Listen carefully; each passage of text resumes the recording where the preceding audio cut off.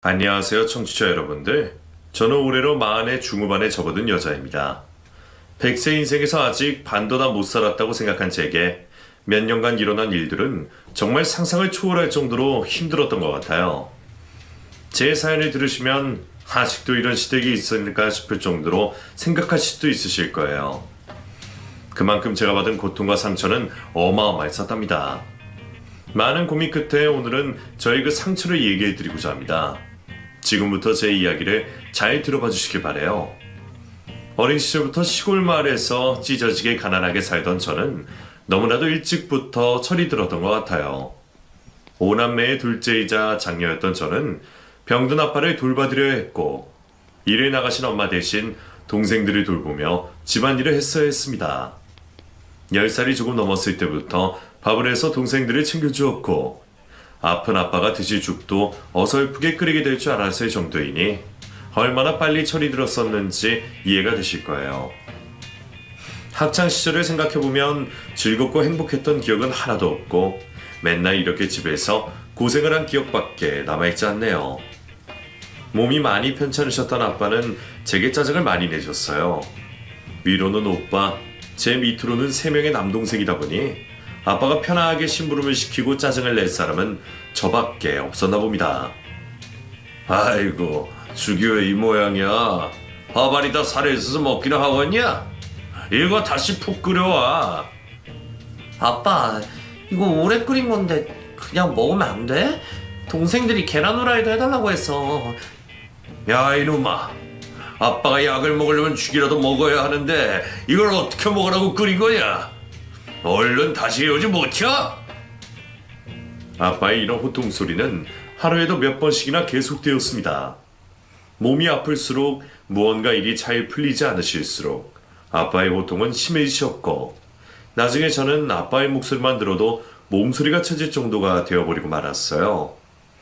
제 이름 대신에 야 혹은 이놈의 기집애라는 말을 달고 사시면서 왜 이렇게도 저를 많이 혼내셨는지 그때는 몰랐습니다.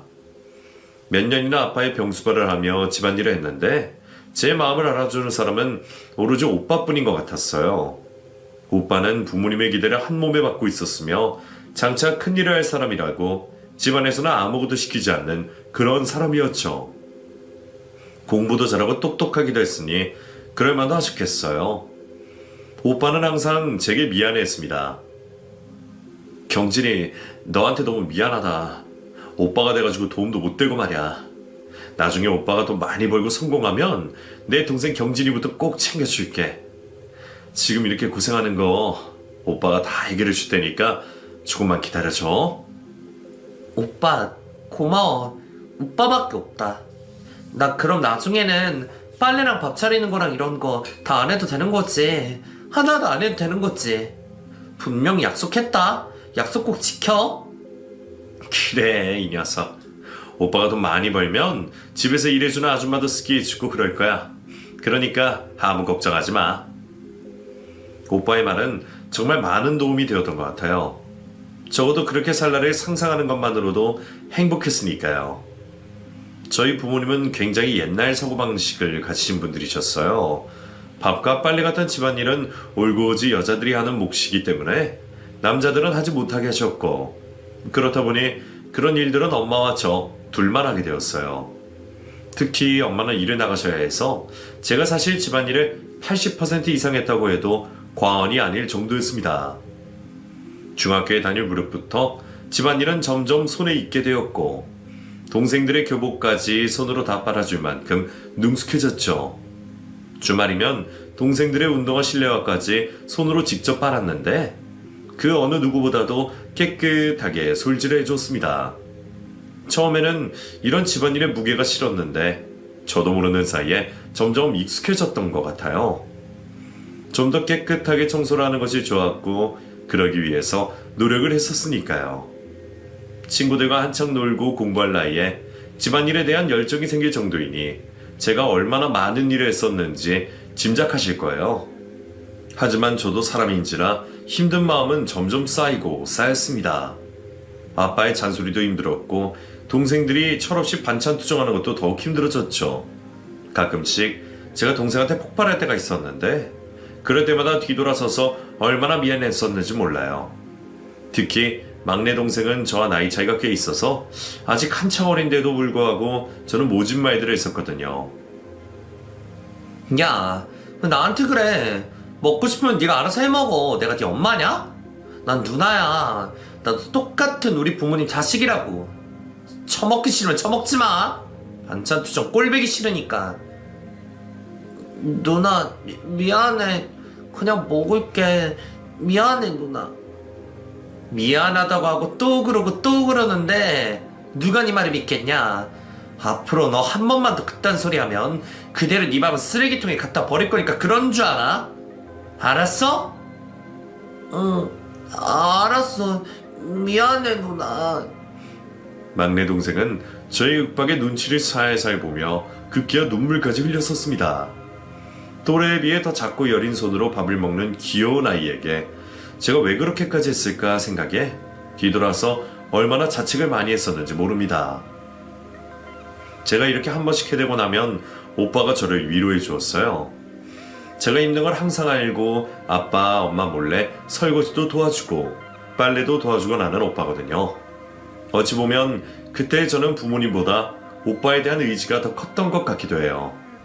늘 집을 비우는 엄마, 아파서 누워 계시면서 제게 호통치는 아빠보다 오빠가 더 좋았거든요. 그렇게 또 몇 년이 정신없이 흐르는 사이 아빠의 병세는 많이 악화되셨습니다. 2살 위인 오빠가 대학교에 들어가는 모습을 본 후 아빠는 기력을 좀처럼 찾지 못하셨고 더 이상 제게 호통을 칠 만한 힘도 없어지셨어요. 아빠의 그런 모습을 보는 제 마음은 아팠습니다. 어린 시절에는 그렇게 원망하고 미워했던 아빠였었는데 말이죠. 급기야 죽을 떠먹여드려야 할 정도로 쇠약해지신 아빠는 제게 말씀하셨어요. 우리 딸 미안해. 정말 미안하다. 이 못난 아빠를 만나서 고생만 뒤지게 하고 공부도 제대로 못하고 정말 미안해. 아빠, 그런 말이 어디 있어? 그러지 마. 그러지 말고 빨리 나와서 나 맛있는 거 사줘. 이 몸두가리는 왜 이렇게 아픈 건지 모르겠다. 난 그저 내가 아파서 누워만 있으면서 너한테 죽을 얻어먹고 하는 것조차 너무 마음이 아팠어. 그래서 더 내 자신한테 화가 나서 소리치고 그랬었다. 다음 세상에 태어나면 꼭 부잣집에서 태어나서 행복하게 네 꿈 펼치면서 살아라.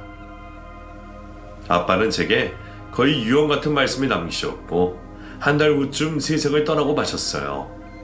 암세포도 많이 퍼져 있었는데다가 심장병도 갖고 계셔서 더 이상 손을 쓸 수가 없다고 엄마한테 들었습니다. 아프시기 전까지는 정말 부지런하게 일을 하시고 성실하셨던 분인데 사람이 큰 병을 얻고 나니 세상의 모든 것들이 다 부정적으로 보이셨던 것 같아요. 저도 나이가 들고 나니 아빠의 그런 부분을 아주 조금은 이해할 수가 있게 되었거든요. 아빠가 돌아가시고 나니 제가 해야 할 집안일은 한결 편안해졌습니다. 동생들도 어느 정도 커서 자신의 교복 정도는 빨 수가 있을 나이가 되었고요. 엄마는 여전히 일을 다니시면서 집안의 가장 역할을 하셨고 저도 고등학교 3학년 때부터는 작은 공장에서 주말 알바를 하면서 슬슬 집안 살림에 도움을 주었습니다. 이맘때쯤 남동생 2명은 어찌나 많이도 먹는지 집에 뭘 사다 놓기가 무섭게 싹싹 없어지는 통에 식비가 어마어마하게 들었던 기억이 나요. 오빠는 학교가 멀어 기숙사에서 생활하고 있었는데 알바도 하고 장학금도 받으면서 열심히 살고 있다고 틈틈이 전화도 해주었죠. 엄마는 항상 오빠를 자랑스러워 하셨습니다.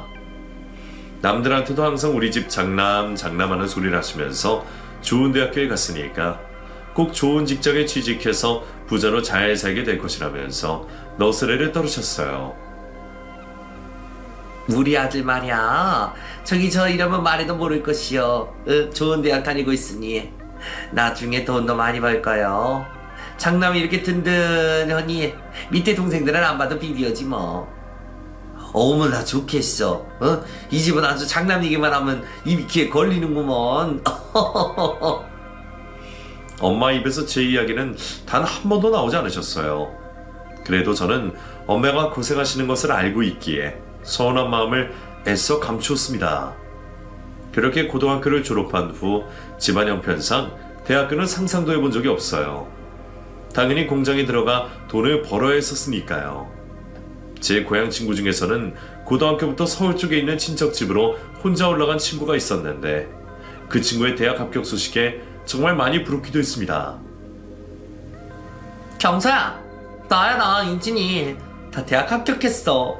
너무나 원하던 대학이었는데 우리 만나자. 내가 시간 내서 고향에 내려갈게. 그래 축하해 은진아. 그럼 우리 만나야지. 고향에 내려와. 네가 온다면 내가 공장에서 좀 일찍 퇴근해서라도 너랑 같이 밤새도록 수다 떨 거니까. 공장? 너 공장 취직했어? 왜 그랬어? 내가 편지했잖아. 꼭 대학 가라고 어떻게 했어든. 할 수 있어 경서야. 내가 도와줄게. 공부하자 우리. 우리 집 형편 알잖아. 감히 내가 어떻게 이 상황에서 공부를 한다고 해. 아니야, 나 만족해. 이대로가 좋아. 나 우리 엄마 도와줄 거고 우리 오빠, 내 동생들 다 도와줄 거야. 윤지인한 친구는 어릴 적부터 같은 시골 마을에서 자란 친구라서 저희 집안일부터 시작해서 모르는 것이 없는 친구였습니다. 다른 친구들도 몇 명 있었지만 유독 이 친구와 저는 마음이 잘 통했고 서로의 고민에 대해서도 많은 이야기를 나누었어요. 제가 국민학교에 다닐 때는 막내 동생이 너무 어려서 힘들었는데 이 친구가 저희 집에 놀러와서 함께 봐주기도 하고 놀아주기도 하고 그랬었죠.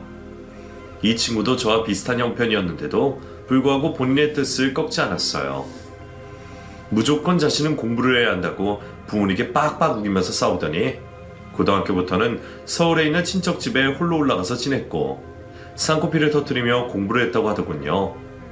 그러더니 결국 좋은 대학교에 합격까지 했다니 얼마나 대단해요. 저 같은 사람은 감히 상상도 하지 못할 배짱과 용기가 있는 친구였습니다. 공장에 다니는 입장으로 대학생이 된 친구를 만나니 뭔가 조금 자신감이 없어지더라고요. 그토록 모든 것을 함께하고 나누던 친구였는데도 말이죠. 괜히 이 친구가 하는 말이 잘난 척같이 들렸고 왜 제게 대학교를 가지 않았냐고 묻는 것도 점점 짜증이 났어요. 당장에 돈 몇 푼을 더 벌어야만 하는 제 입장을 전혀 생각하지 않고 말한 것 같았거든요. 그리고 얼마 후 몇 번의 전화통화를 하고 나서 저는 그 친구의 연락을 피했습니다. 마지막 남은 제 자존감을 지키고 싶었는지도 몰라요. 자꾸 비교가 되고 창피하고 그랬었기 때문에 그 친구보다는 공장에서 함께 일을 하고 있는 사람들과 친해지게 되더라고요. 제가 다니는 공장은 그리 크진 않았지만 사장님이 욕심이 많은 분이셔서 급성장을 하고 있었습니다. 생산직에서 일을 하던 저는 하루 종일 쉬 시간 하나 없이 일을 했고 야근도 자주 할 만큼 일이 많았어요. 덕분에 저는 야근 수당까지 합쳐서 돈을 벌 수가 있어서 좋았죠. 하루하루 특별할 것 없이 일에만 몰두했어요. 20대의 꽃다운 나이라고 하지만 전혀 꽃답지 않은 모습으로 공장과 집만 왔다 갔다 하면서요. 몇 년이 흐른 뒤에는 조금 더 큰 공장으로 가보고 싶어 집에서 1시간 거리에 있는 곳으로 이직을 하게 되었고 출퇴근이 힘들어 공장 기숙사에 들어갔습니다. 그곳에서 여러 사람들과 어울리면서 집에 대한 생각을 잠시 잊었던 것 같아요. 생전 마셔보지 않던 술도 조금씩 마시게 되었고 기숙사 언니와 함께 나이트클럽이라는 곳도 가보게 되었죠. 기숙사 언니는 제가 너무 바보같이 산다고 하면서 자신의 옷과 화장품을 이용해 저를 한껏 꾸며주었어요. 평소에 청바지 차림에 화장기 없는 얼굴만 하고 있다가 이렇게 변신한 제 모습을 보니 기분이 좋았습니다. 그날은 정말 집안 사정 같은 것은 생각 안 하고 어디든지 떠나고 싶을 정도였어요. 그리고 그날 그 언니가 평소 알고 지내던 남자들을 만나러 갔었는데 기분에 취해서 술을 과음하게 된 저는 그만 정신을 잃어버리고 말았어요. 잠깐 기억에 나는 것은 그 자리에 있던 어떤 남자가 저를 막 깨우고 부축해주는 장면이었는데 아무리 정신을 차려보려고 해도 잘 안 되더라고요. 결국 저는 편안하게 잠자리에 들었던 기억이 났는데 그곳은 제 기숙사가 아닌 모텔이었습니다. 어제 입던 옷 그대로 화장도 그대로 남아있는 상태로 다음날 새벽 일찍 깨어났고 침대 바닥에는 저를 데리고 온 그 남자가 웅크리고 자고 있었어요. 너무 미안하기도 하고 어색한 기분이 들어 잠들어 있는 그 남자에게 이불을 덮어주고 몰래 나가려는데 그 남자가 저를 붙잡았습니다. 몰래 나가면 누가 모를 줄 알아요? 속도 안 괜찮을 텐데 약이라도 먹고 가요. 여기 사다 놨어요. 얼른요. 아, 정말 너무 죄송해요. 초면에 제가 무슨 짓을 한 건지.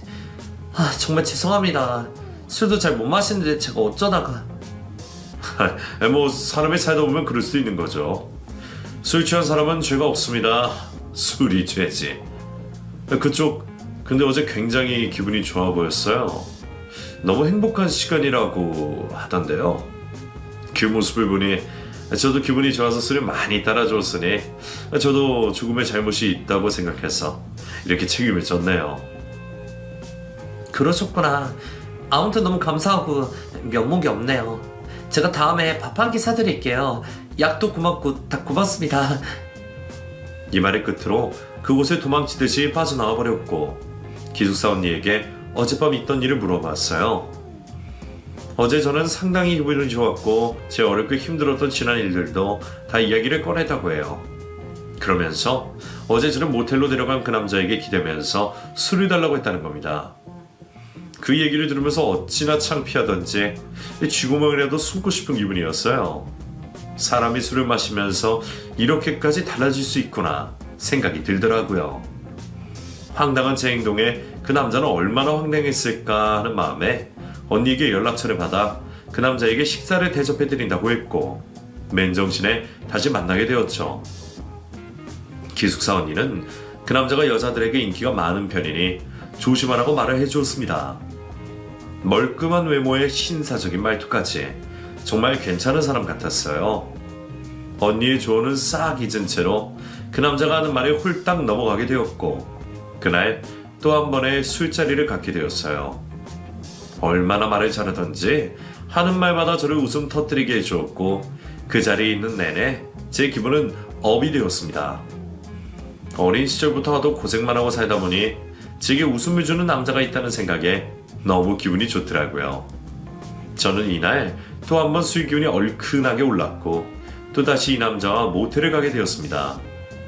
지금 생각해보면 제가 정말 미쳤었던 것 같아요. 남자를 그렇게 좋아하는 스타일도 아닌데 왜 그렇게 된 건지 이해가 안 되네요. 사람의 일은 역시 한치 앞날도 알 수가 없나 봅니다. 전 모텔에서의 밤은 아무 일도 없이 지나갔다면 이번에는 그렇게 안 왔어요. 저는 난생 처음 남자와의 잠자리를 하게 되었고 이 남자는 저의 마지막 남자가 될 것이라는 생각까지 해버렸죠. 제 순결을 빼앗아간 남자이니까 반드시 그래야만 하는 줄로 생각하고 있었거든요. 하지만 그 남자는 그렇게 생각하지 않은 듯 했습니다. 그 뒤로도 몇 번 더 그런 만남을 이어갔지만 제게 본격적인 연애를 하자는 말을 아꼈고 별로 반응도 시큰둥하더라고요. 기숙사 언니에게 이 사실을 털어놓았더니 아무래도 그 남자가 저를 별로 좋아하지 않는 것 같다면서 일찌감치 마음을 접으라고도 했어요. 하지만 저는 그럴 수가 없었습니다.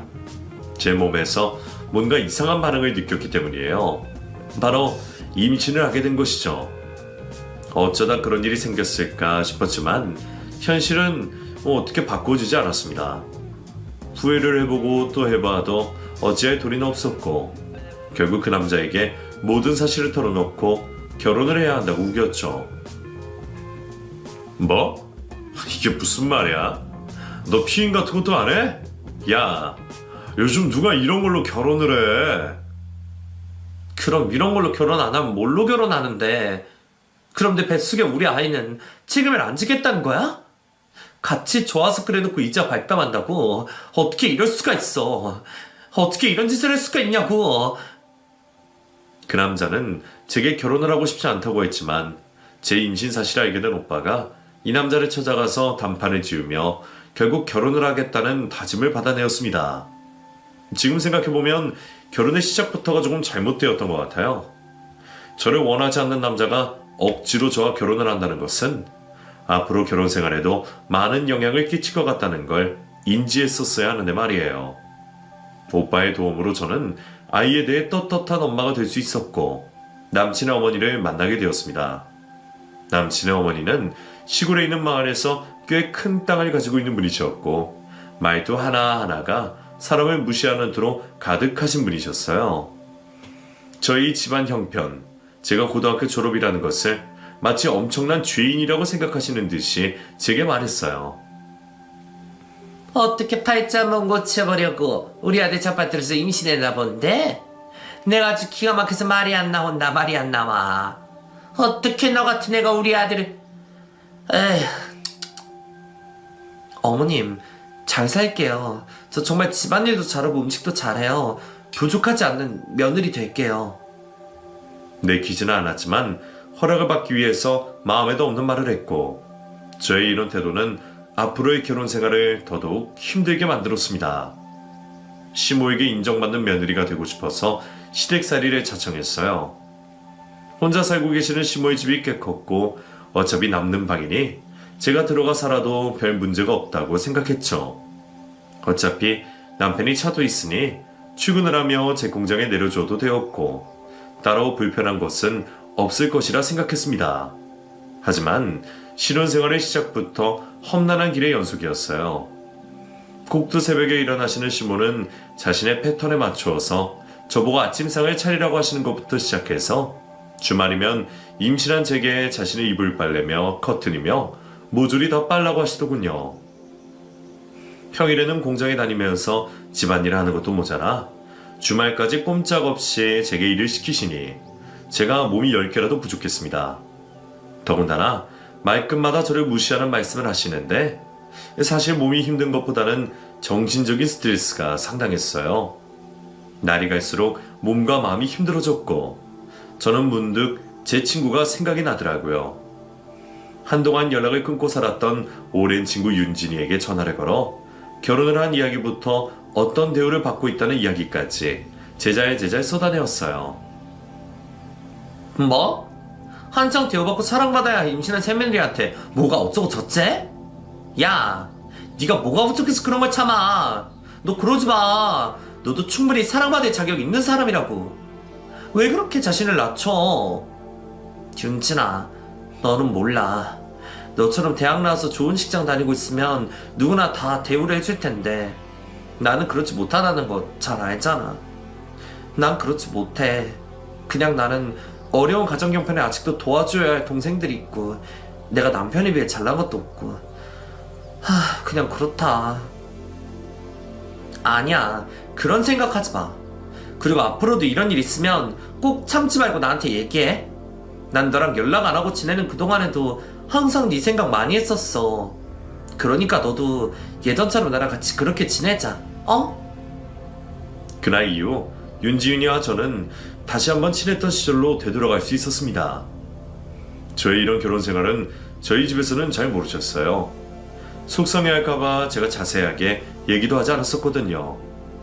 결혼은 접어두고 공부에만 전념하며 대학원에 다니고 있던 오빠에게 신경 쓰게 하고 싶지도 않았고 더더군다나 남동생들은 자기 앞가림도 아직 잘 못하던 시절이라 말을 해봤자 소용도 없었고요. 가끔씩 힘이 들 때면 오빠에게 전화를 걸어 목소리를 듣고 하긴 했어도 차마 이런저런 이야기들을 할 수는 없었습니다.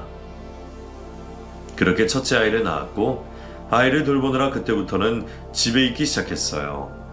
시모는 아이를 보는 제게 하루 종일 손 하나 까딱하지 않으면서 일을 시키시고 마음에 들지 않는다며 사사건건 간섭을 하셨어요.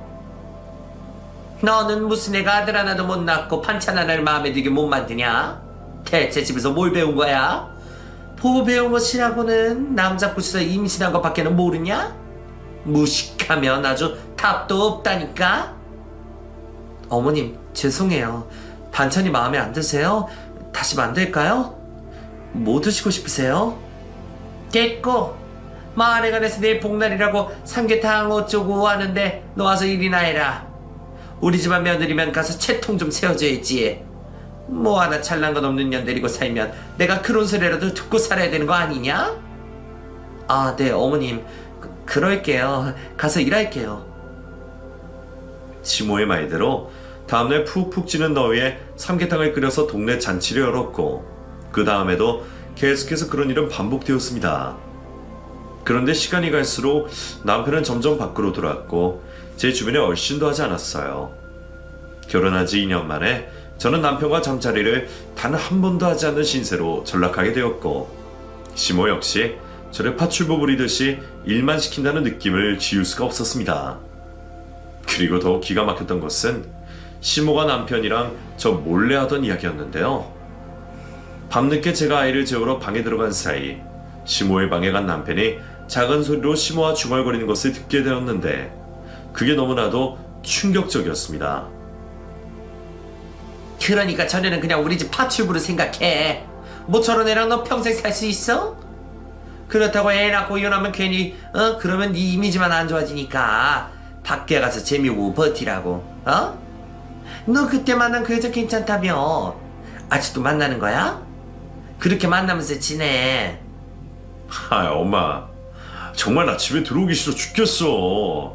전혀 얼굴 꼴도 보기 싫고. 내가 미쳤지. 왜 저런 애랑 결혼한 건지. 밖에 나가면 쭉쭉 빵빵해 잘 노는 여자들도 얼마나 많은데 저 애는 내가 맞는 건지도 모르겠고 어디 나를 단 한 구석도 닮은 게 없는 것 같은데. 아이고 이 멍충아. 그러니까 저런 일이 너 붙들고 모텔 갔을 때부터 알아봤어야 될 거 아니야. 이놈 손질에 빠져가지고는. 아무튼 엄마 말 듣고 앞으로 그렇게 하면서 살아. 알겠어? 시모와 남편에 대한 충격 그 자체였습니다. 저를 두고 2년 전년 파출부라고 칭하면서 밖에 나가서 따로 재미를 보며 결혼 생활을 버티라고 하시는 거예요. 너무 어이가 없고 황당해서 그 자리에서 소리를 지르고 싶었지만 저는 그 당시에 그럴 용기조차 없었습니다. 다음날 잠시 저 혼자 있는 시간에 틈타 제 친구인 윤진이에게 전화를 걸었고 이 모든 이야기를 해주었어요. 윤진이는 더 이상 그런 인간들 틈에 있을 필요가 없는데 확실한 증거가 있어야 유리할 것이라며 앞으로 일어나는 모든 상황에 대해서는 녹음을 해두거나 사진으로 남겨두라고 말을 해주더라고요. 무서워서 그런 걸 어떻게 하나 싶었는데 계속된 폭언과 구박에 저는 점점 변해갔습니다. 이윽고 몇 년 후에는 남편의 핸드폰에서 낯선 여자와 주고받은 사랑의 문자와 입을 맞추고 있는 사진까지 발견하게 되었고 그걸 고스란히 증거로 남겨두었어요. 그리고 한번 시작되면 좀처럼 멈출 줄을 모르는 시모의 폭언과 구박은 핸드폰의 녹음을 싹 해놓기 시작했죠. 그 중에 가장 충격적이었던 말은 저희 집안 자체를 모욕하는 것이었는데요. 니네 엄마 애리가 그 모양 그 꼬라지니까 네 남편한테 사랑을 못 받는 거 아니겠냐? 어디 여자다운 구석 하나 없이 지혜미 닮아가지고는 그 꼴을 해가지고 있으니 어디 남자라도 쳐다보겠니? 없는 주제에 자식 가정교육 하나 제대로 못 시키고. 어이. 저는 이런 말을 듣고는 아무 대꾸도 하지 못하고 눈물만 흘리고 있었습니다. 저희 친정엄마는 워낙에 옛날 사고방식을 갖고 계신 분이라 제가 이런 식의 말을 대충 해도 귀머거리 3년, 벙어리 3년, 장님 3년을 해야 한다고 말씀하시는 분이셨어요. 그러니 제가 친정엄마에게 미주알 고주알 얘기를 하고 싶지는 않았던 것 같아요.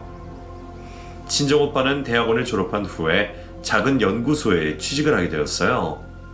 그곳에는 월급이 세다면서 매월 저를 위한 적금을 들어놓았다며 제가 어린 시절 자신을 위해 고생한 것을 다 갚아준다는 말을 하곤 했어요.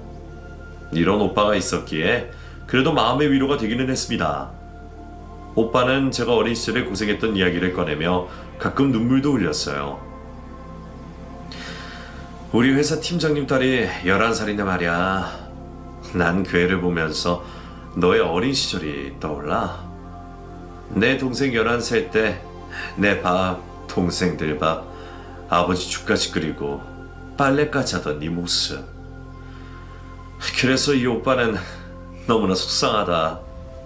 오빠가 약속한 것도 빨리 지켜주지 못해서 하루라도 빨리 너한테 지난날에 대한 보상을 해주고 싶은데. 아이 오빠 왜 그래? 애기처럼 그렇게 울 거야? 그러지 마. 나 지금 눈에 넣어도 안 아프게 내 자식 키우면서 행복하게 살고 있잖아. 그러니까 그런 생각 그만해, 어? 행복한 거 맞아?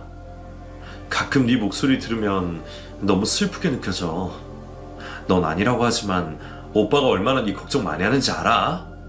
이놈아, 힘들면 힘들다고 말해. 너희 시어머니나 네 남편 보통 아닌 거 오빠가 몰라? 오빠의 말에 저는 아무 대답도 하지 못한 채 눈물만 흘렸습니다. 제게 오빠는 오빠 그 이상의 존재였거든요. 천사 같은 마음씨를 가진 오빠가 하루라도 빨리 좋은 여자를 만나 결혼해서 가정을 꾸리면 좋겠다는 생각을 갖고 있었죠. 그러던 어느 날 천사 같은 오빠에게 청천벽력 같은 일이 일어나고 말았어요. 바로 아빠가 앓던 병에 걸리게 된 것이죠. 힘이 없이 축 처진 목소리로 제가 얼굴 한번 보고 싶다는 오빠의 말에 만나게 되어 암에 걸렸다는 말을 들었습니다. 처음에는 믿지 않았어요. 아직 나이도 젊은 데다가 담배도 안 피우고 술도 잘 안 마시는 오빠가 이런 병에 걸렸다는 것이 믿겨지지가 않았어요. 말도 안 된다고 생각했죠. 더군다나 아직 결혼도 하지 않은 총각한테서 왜 이런 일이 일어날만 하는지 하늘에 대고 엄청나게 원망을 했답니다. 말도 안 돼. 왜 오빠가? 왜? 왜? 세상에 나쁜 사람 많은데 왜 오빠 같은 사람한테 이런 일이 일어나냐고. 싫어. 난 정말 싫다고. 아니야. 아니라고 말해 당장. 미안하다. 오빠가 끝까지 내 동생 마음만 아프게 하네. 미안해. 정말 미안해. 오빠와 저는 그날 서로를 얼싸안고 눈물바다가 되었어요. 며칠 후에 저는 그 사실을 조심스레 남편과 시모에게 꺼냈죠. 저보고 인상을 좀 비고 밥을 먹으라고 말씀하시는 시모에게 오빠 문제로 걱정이 되어서 그렇다면서 말씀을 드렸는데 그 말을 듣자마자 시모는 들고 있던 숟가락을 팍 내려놓으시면서 말하셨어요. 어이 그 밥맛 떨어지게. 병에 걸린 얘기를 왜 하냐. 재수없게 시리해. 니네 집안은 어떻게 된 게 그 모양이냐? 못난 애비가 죽었으면 혼자 가면 됐지. 기어코 자식한테까지 그 병을 또 물려줘? 하나같이 어떻게 된 게 제대로 된 게 없어. 정말 내가 하다 이런 집안을 처음 본다. 너도 혹시 조금 있다가 병 어쩌고 저쩌고 해봐. 아주 그럼 내가 알몸으로 쫓아내버릴 거다. 알았냐? 어머님, 어떻게 그런 말씀을 하실 수가 있으세요? 저희 오빠가 아픈 게 그렇게 잘못이에요? 저희 아빠는 또 무슨 죄가 있다고 그러세요? 왜 자꾸 그런 식으로만 말씀하세요? 저는 울면서 난생 처음으로 시모에게 소리쳤어요. 그러자 옆에 있던 남편은 벌떡 일어나면서 식탁에 있던 그릇을 바닥에 던지면서 제게 쓰레기 같은 년이라고 윽박을 질러대더군요. 감히 자기 엄마한테 대든다면서 인성이 바닥이고 집안에서 배워먹은 것이 없다고 하는데 너무 기가 막혀서 말도 안 나왔어요. 저는 그 순간 친구 윤진이의 말이 떠올랐고 주머니에 있던 휴대폰에 몰래 녹음 버튼을 눌러놓았습니다. 좀처럼 가시지 않는 남편의 흥분은 그릇을 몇 개는 더 깨고 냄비 3개가 바닥에 나뒹굴고 나서야 잠잠해졌어요. 이게 무슨 깽판인지 모르겠습니다. 도대체 제가 어디까지 참아야 하는지 모르겠더군요. 남편의 외도도 이미 알고 있는 상황에서 이렇게 버티고만 있는 것이 진정으로 잘하는 것인지 너무 답답한 마음으로 오빠를 또다시 찾아갔어요. 하지만 오빠가 하는 이야기를 들어보니 제가 이혼을 하지 않는 것이 오빠의 마음을 편안하게 해줄 수 있다고 생각이 들더라고요. 오빠는 제가 결혼해서 아이 낳고 잘 살고 있는 모습을 봐서 그나마 마음의 짐을 덜었다고 했어요. 자신은 결혼도 못하고 몹쓸병에 걸려 있는데 동생도 만약 혼자 있는 모습을 보면 마음이 너무 불안할 것이라고 했었거든요. 저는 살고 있는 이곳이 지옥이라 생각하며 참았습니다. 적어도 오빠가 암을 완전히 이겨내는 그 순간까지만이라도 참고 있자고 최대한 티를 내지 않았죠. 친구 윤진이는 당장이라도 증거를 가지고 이혼을 하고 위자료도 받을 수 있다고 했지만 저는 잠시만 버티겠다고 고집을 피웠어요. 그러는 동안 오빠는 암 수술을 받았고 항암 치료를 받고 있는데 상태가 매우 악화되고 있었습니다. 수술의 경과도 좋지 않았는 데다가 다른 부위로 전이가 되어버렸기 때문에 더 이상은 손을 쓸 수 없는 지경에까지 이르렀다더군요. 상황별로 다르긴 하지만 나이가 젊은 저희 오빠 같은 경우는 암세포가 더 빠르게 전이가 될 수 있는 환경이라고 했어요. 결국 오빠는 이런 말을 모두 들은 후 스스로 의미 없는 항암을 중단한다고 하더군요. 이미 살은 10kg가 빠져서 앙상해졌고 머리카락 역시 다 빠져버린 상태였는데 아들의 이런 모습을 본 친정엄마는 몇 번이나 실신을 하시며 정신을 못 차리고 계셨습니다. 한 집안의 장남으로 부모님의 기대가 남달랐으니 그럴만도 하시겠죠. 결국 오빠는 호스피스 병동으로까지 옮겨가게 되었습니다. 수술 이후 1년 만에 일어난 일이라 정신이 하나도 없었죠. 엄마와 남동생들은 오빠의 집에 머물러 번갈아 가며 병원에 드나들었고 저 역시도 오빠를 자주 만났었어요. 하지만 이런 저를 이해 못하는 사람이 바로 남편과 시모였습니다. 하다못해 남편은 친정오빠가 이런 꼴이 되었는데도 단 한 번도 병원에 가지 않았어요. 화가 난 저희 친정엄마가 전화를 해서 소리를 질러도 듣는 둥 마는 둥 죄송합니다 한마디만 하고 전화를 끊어버리는 싸가지였어요. 그러니까 남편은 더 이상 제게도 저희 가족에게도 그 어떤 마음이 없었나 봅니다. 이렇게까지 하는 모습은 사람의 탈을 쓰고는 절대로 못하는 모습이잖아요. 저는 남편과 시모를 인간이라고 생각하지도 않고 지냈던 것 같아요. 그리고 얼마 후 오빠는 사경을 헤매는 지경에 이르렀어요. 호스피스 병동에서 연락이 갔고 마침 오빠의 집에 머물던 엄마와 막내 남동생이 급하게 병원으로 가서 제게 전화를 걸었더라고요. 빨리 와라, 빨리 와. 네 오빠가 아무래도 곧 좋은 곳으로 갈 것 같아. 어서 와서 오빠 마지막 가는 거 봐야지. 어? 뭐? 알았어, 엄마. 잠깐만, 오빠 이대로 가면 안 돼. 꼭 기다리라고 해줘, 엄마. 나 오빠한테 할 말이 있단 말이야. 저는 전화를 끊자마자 부랴부랴 옷을 갈아입으려고 했어요. 한시가 급한 오빠에게 당장에 달려가려고 하는데 시모가 저를 잡았었습니다. 그날은 시모가 동네 어른들 몇 분을 초대해 자신의 생일을 하셨던 날이라 설거지며 집안일이 어마어마하게 많았거든요. 어디 가는 거니? 어? 일이 산더미인데 갑자기 어딜 가? 어머님, 지금 전화가 왔는데 저희 오빠가 지금 너무 위급한 상황이라서요. 가봐야 할 것 같아요. 다녀와서 말씀드릴게요. 아이고, 나도 네 시아버지 임 좀 다 지켜본 사람이야. 어? 이거 설거지 다 마저 하고 가다 안 늦어. 네? 어머니, 그게 지금 가야 돼요. 빨리 가야 돼요, 어머니. 설거지 이따 하면 되잖아요. 저희 오빠 제게는 세상 누구보다 소중한 사람이란 말이에요. 예, 누구나 아는 소중한 사람 있는 줄 아니? 나도 네 시아버지 보낼 때 울고불고 난리 쳤는데 사람 목숨 그렇게 쉽게 안 끊어진다. 지금 동네 어른들 모셔놓고 뭐하는 짓거리야? 호들갑 떨지 말고 얼른 설거지 마저 하고 과일하고 차 내오고 가거라. 시끄럽게 하지 말고. 저는 이렇게 시갱이 나느니 차라리 빨리 일을 하고 가는 편이 낫겠다 싶었고 불이 나게 대충 설거지를 하고 길을 나섰습니다. 또 그 와중에 남편이란 놈은 느릿느릿 저를 데려다주며 운전을 하는데 화딱지가 나서 아주 미쳐버릴 것 같더라고요. 그놈의 택시비 아낀다고 남편한테 데려다 달라고 한 제가 잘못이죠. 생각보다 훨씬 늦게 도착한 나머지 결국 오빠의 마지막은 볼 수가 없었습니다. 오빠에게 꼭 해주고 싶은 말이 있었는데 얼마나 원통하든지 병원 바닥에 주저앉아 한참을 목 놓아 울었어요.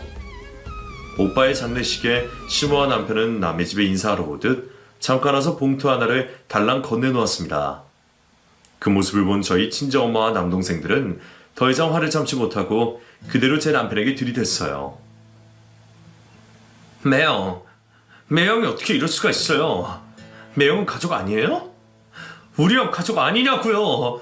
그동안 병원에도 안 오고 마지막 임종 때도 그렇게 늦게 오고 도대체 우리 누나를 어떻게 생각하는 거냐고요. 이것들이 미쳤나. 어린 것들이 어디 매형한테 함부로 달려들어. 니네는 가정교육도 어떻게 하나같이 못 받았냐? 멍청한 것들. 아주 평생 지랄이구만. 뭐라고요? 말 다 했어요? 매형 집안일이라도 이랬을 거예요. 진짜 천벌 받을 거예요. 매형 정말 꼭 지옥 가세요. 남동생의 얘기를 들은 남편은 결국 제 막내 동생의 멱살을 잡고 얼굴을 주먹으로 날렸습니다. 저는 그 즉시 남편 놈의 머리끄댕이를 붙잡아 마구 흔들어댔고 남편의 뺨 한 대 시원하게 때려주었죠. 그 모습을 본 시몬은 제게 달려와 무슨 짓이냐며 제 머리채를 잡았고 저희 친정엄마 역시 시모의 머리채를 잡으며 아주 장례식이 난장판이 되고 말았습니다. 그렇게 오빠와 장례식과 발인이 모두 끝이 난 후 저는 곧바로 제 친구 윤진이에게 이혼을 도와달라고 도움을 요청했고 윤진이는 친한 친구인 변호사를 섭외해서 모든 증거 자료를 넘겨주었어요. 변호사는 제게 말하더군요. 이런 지경까지 되었는데 어떻게 참고 살았느냐고요. 자신은 만약 이런 상황이라면 단 하루도 살지 못할 것이었다면서 말이에요. 제가 생각해도 저 정말 대단한 것 같아요. 사람 대접도 해주지 않는 곳에서 어떻게 이렇게 오래 참고 버틸 수가 있었을까요? 아마도 첫째는 제 아이 때문이었고 둘째는 친정오빠 때문이었던 것 같아요. 이혼의 과정은 쉽지 않았습니다. 시모와 남편은 자신들의 명예를 실추시킨다면서 절대로 이혼만은 안 된다고 우겼지만 저는 모든 증거를 토대로 남편의 상간녀에게까지 위자료 소송을 하며 끝까지 싸움을 해나갔죠. 그리고 이혼 소송 중에 시모의 마을에 관해서 파티를 한 적이 있었는데 그곳에 제 친구와 함께 맛있는 음식들을 사가지고 갔습니다. 그곳에는 시모는 물론 제 남편까지 자리를 하고 있었어요. 사람들은 모두 저보고 친정에 잘 다녀왔느냐고 묻는 것이 아무것도 모르고 계시는 눈치셨습니다. 저는 그분들을 보고 당당하게 말했어요. 저를 여자 취급도 안 하고 사람 취급도 안 하는 저 사람이랑 저 지금 이혼 소송 중이에요. 저 대단하신 저희 어머니는 자신의 아들한테 다른 여자 만나서 바람 피우라고 부추기시대요. 제가 못 배우고 못난 집안 사람이라서 파출부로만 생각하라고 하고요. 다들 이게 맞다고 생각하세요? 제가 뭐가 그렇게 부족하고 뭐를 그렇게 잘못했나요? 에? 그게 무슨 소리여? 파출부? 딴 여자를 만나서 바람을 피워? 아니 그게 진짜여? 이 집 며느리가 시댁에 살면서 그동안 일을 얼마나 많이 해줬는데 그런 소리를 여? 그게 사람의 탈을 쓰고 할 짓이야? 동네 어르신 한 분이 제 말을 듣고 황당함에 말씀하셨어요. 그러자 다른 몇몇 분들도 합세를 하셔서 말씀하셨는데 어떤 분은 제 남편이 저 없을 때 상간녀를 데리고 집에 오는 것을 보셨다고도 하시더라고요. 순식간에 시모와 남편에 향한 비난은 쏟아졌고 저를 보며 그동안 마음고생 많았다고 힘내라고 말씀해 주셨어요. 아무리 시모가 그 동네에서 오래 사셨다고 해도 결혼하고 제가 동네에서 일을 한 것을 직접 보신 어른들은 제 말을 믿어주시더라고요. 어찌나 감사하던지 눈물이 막 쏟아지고 몸둘 바를 모르겠더군요. 그렇게 그날 이후 저는 한 통의 전화를 받습니다. 오빠가 남기고 간 보험금이 제 이름으로 되어 있다고 했어요. 암 진단금에 사망보험금까지 모조리 제 이름으로 지급이 되었고 저를 위해 따로 들어놓은 적금까지 모두 받게 되었어요. 저는 그 중에 반을 친정엄마에게 드렸고 반은 저 아이를 위해 앞으로의 삶에 사용하기로 결심했습니다. 혼자서 아이를 키우면 반드시 차가 있어야 할 것 같아 면허를 따서 운전부터 배웠고 친구의 소개로 작은 회사에 취직도 했어요. 저 자신을 위해 그동안 아끼기만 했었는데 큰맘 먹고 회사에 다니면서 입어야 할 정장 몇 벌도 샀습니다. 아마 하늘에 있는 오빠도 저의 이런 모습을 보면 좋아했을 거예요. 그리고 마지막 이혼 소송의 종지부를 찍는 날 남편을 법원에서 기다리는데 저를 알아보지 못하더라고요. 화장을 하고 치마 정장을 입고 구두를 신고 자동차에서 내린 제 모습을 아마 상상조차 하지 않았을 테니까요. 놀란 토끼 눈으로 저를 쳐다보며 무슨 일이 있었느냐고 묻는데 역겨워서 상종조차 하지 않았습니다. 시몬은 결국 그 동네를 떠나게 되었다면서 저보고 불쌍하지도 않다며 마지막으로 이혼을 다시 생각해 볼 수 없냐고 남편이 묻더군요. 저는 속 시원하게 제 마음을 대답해 주었습니다. 내가 평생 가장 후회한 일은 당신과 모텔에 간 것이고, 내가 평생 가장 잘한 일은 지금 당신과 마지막 종즙을 찍는 거야. 알겠니? 사람을 사람으로 존중해줄지도 모르는 너 같은 사람하고 단 1분 1초도 앞으로 함께하고 싶지 않아. 그리고 네 엄마한테 분명히 전해. 자식 교육 똑바로 시키라고. 알겠어? 저는 그렇게 친구의 도움으로 완벽하게 남편과 끝을 내고 홀로 서기에 성공했습니다. 외로운 면도 있고 혼자서 아이를 키우는 것이 힘든 면도 있지만 곁에서 엄마와 동생들이 이번에는 저를 잘 도와주고 있어서 힘이 난답니다. 친정엄마 역시 이제서야 딸의 소중함을 알게 되었다며 지난날 저를 너무 많이 고생시킨 것이 미안하다고 말씀을 하세요. 그 미안함에 제 아이를 아주 많이 예뻐해 주시고 제가 사회생활을 할 수 있도록 똑소리나게 아이를 키워주고 계신답니다. 저는 그래서 지금이 살면서 가장 행복한 것 같아요. 아무 근심 없이 지금의 행복함을 느끼며 앞으로도 열심히 제 인생을 살아갈 거예요. 하늘에 있는 오빠가 이런 제 모습을 보면 분명히 기분 좋아하겠죠? 이번 주 주말에는 오빠를 보러 갈 생각이에요. 환하게 웃는 사진을 보면 지난날 저와 나눈 감정들이 생각나 기분이 좋아지거든요. 제 사연은 여기까지입니다. 항상 건강과 행복이 깃드시길 바라겠습니다. 새해 복 많이 받으세요.